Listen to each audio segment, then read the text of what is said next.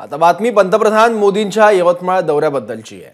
पंतप्रधान मोदी आज यवतमाळच्या दौऱ्यावर असणार आहेत। राज्यातल्या 4900 कोटींच्या विकास कामांचं उद्घाटन आणि लोकार्पण पंतप्रधान करणार आहेत। यावेळी महिला बचत गटाच्या महामेळाव्याला पंतप्रधान संबोधित करतील। पंतप्रधान मोदी आज सायंकाळी 4:15 वाजता नागपुरातून यवतमाळमध्ये त्यांचं आगमन होईल। आणखी माहिती घेऊया आपला प्रतिनिधी प्रणय निर्माणकडून। प्रणय, पंतप्रधान मोदी येत आहेत यवतमाळ दौऱ्यावर, काय तयारी बघायला मिळते त्या पार्श्वभूमीवर?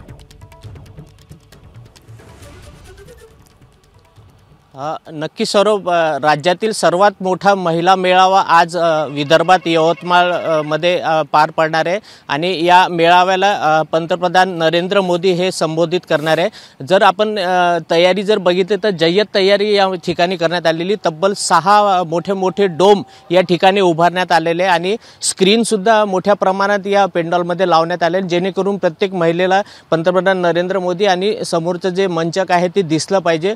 खूप मोठ्या प्रमाणात आसन व्यवस्था या ठिकाणी जवळपास केलेली। अंदाजे 2.5 लाख महिला या मेळाव्याला येतील असं प्रशासनाच्या वतीने सांगण्यात आलेले आणि पंतप्रधान नरेंद्र मोदी यांच्या हस्ते महिला बचत गटांना विशेष निधी आणि मोदी आवास योजनेच्या लाभार्थ्यांना धनादेश आणि नमो शेतकरी महासन्मान योजनेचा जो दुसरा आणि तिसरा हप्ता शेतकऱ्यांच्या खात्यात जमा करणे, तसंच PM किसान सन्मान योजनेचा जो 16वा हप्ता आहे जो शेतकऱ्यांच्या खात्यात वितरित आज पंतप्रधान नरेंद्र मोदी यांच्या हस्ते पार पडणार आहे।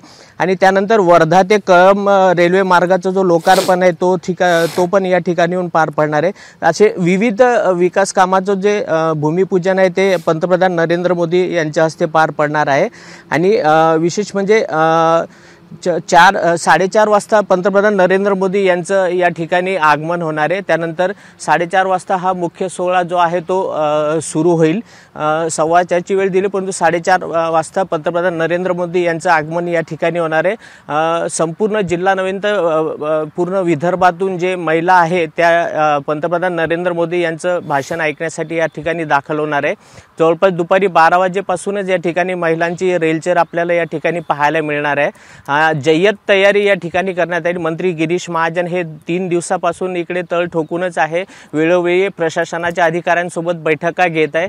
कसं नियोजन राहिलं पाहिजे, महिलांना कोणते त्रास झाला नाही पाहिजे याची पुरेपूर काळजी प्रशासनाच्या वतीने घेण्यात आलेली आहे।